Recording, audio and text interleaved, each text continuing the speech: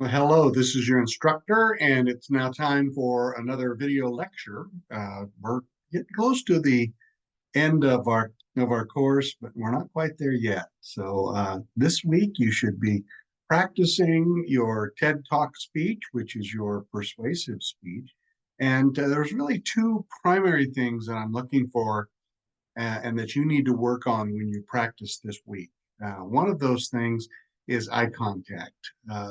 It's so important that you relate to your audience and that you really use this speech to relate to the audience. Now, you should be using as part of your speech a personal experience, a personal story of yours, something that's very important to you. So it's something you should know a lot about.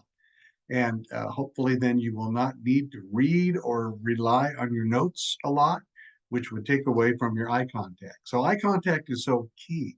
The second thing is your passion, your enthusiasm.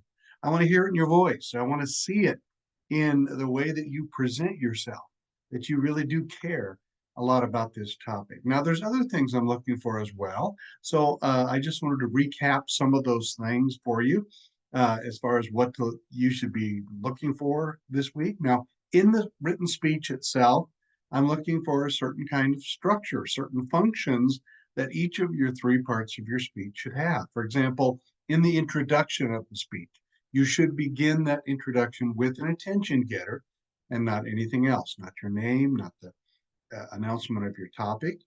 Then, secondly, after you do your attention getter, you should reveal your topic to us.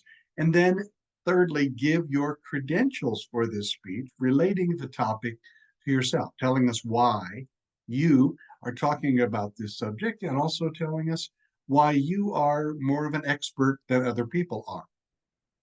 And then, lastly, I'm looking for you to preview your main points or to preview what your speech is going to be about, the main or the central idea of your speech.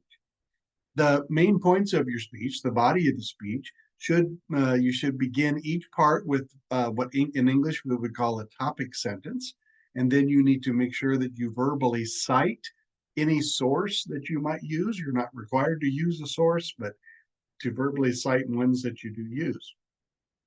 And then make sure that you use some kind of connectives between your main points, whether they be signposts or whether they be previews, summaries, or transitions. In the conclusion of the speech, looking to see that you signal the end of the speech verbally and that you restate your main points in the same order that you did in the preview and that you end with a strong, memorable ending. Here's where you make your final plea for your audience to do what you want them to do. Now, in the speech delivery itself, the two main things, as I mentioned, are maintaining good eye contact with the audience and speaking with passion or enthusiasm.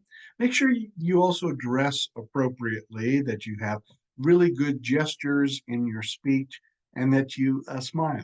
It's a simple thing, but sometimes I have students actually just write that word smile so they can see it off camera so that they make sure that they continue to smile to the audience. Your background and your lighting is something you need to take in account this week as you practice. Make sure that you have a pleasant looking, warm background, that it's not too cluttered, but it's also not too sterile. It's not devoid of anything at all, but it's just not too messy or cluttered behind you. Make sure that your camera is on landscape view and that you have it set up so it is at least eye level. My laptop I have set up right here. The camera is right at my eyes. If I were to continue this out, that's where my camera is, right at my eye level.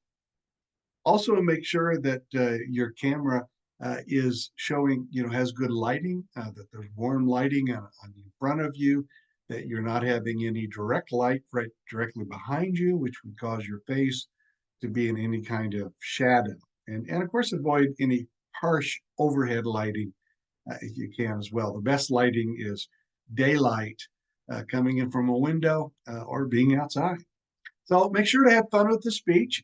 Your audience, I'm sure, will enjoy this speech. I sure have enjoyed leading you and teaching you. If you have any questions, then just make sure to contact me and I'll be happy to set up a Zoom meeting with you or answer any questions you might have.